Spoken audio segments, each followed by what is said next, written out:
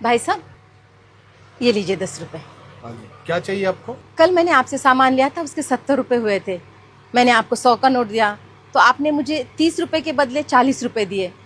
और ये बात मुझे घर जाके पता चली।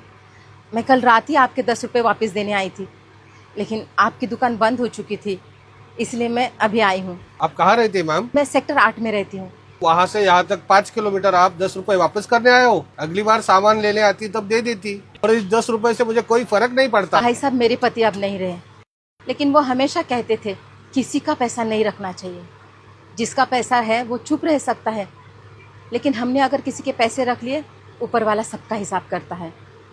और हमारे किए की सज़ा हमारे साथ साथ हमारे परिवार को और बच्चों को भी मिलती है। नमस्ते भैया। रमेश, दुकान पे ध्यान दे, मैं आ रहा हूँ। अरे मालिक, आओ क्या? आइए आइए आइए आइए, बैठिए बैठिए। बताइए कैसे आना हुआ आज? आपने मेरी दुकान से जो जो सामान खरीदा था उसका पैसा मुझे कल भिजवा दिया था। उसमें 300 रुपए ज्यादा थे। ये बात मुझे तुरंत समझ में आ गई थी, लेकिन लालच में मैंने वो रुपए रख लिए। अगली बार के बिल में हम एडजस्ट कर लेते थे वो 300 रुपए। भाई साहब, अगली बार किसने देखा है?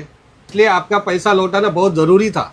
ऊपर वाला कब कैसे हिसाब चुकता करे, ये किसने देखा है? शायद इसकी सजा मेरी बीवी बच्चों को भी लग सकती है। ये लीजिए आपके 300 रुपए। नमस्ते।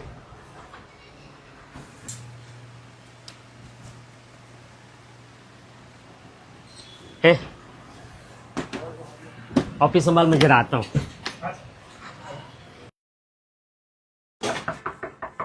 जी बेटा, घर में कोई है? 1 मिनट, आइए ना अंकल, आइए अंदर आइए, बैठिए यहाँ पे। नमस्ते भाभी जी। मैं महेश का बहुत पुराना दोस्त हूँ और एकदम खास दोस्त।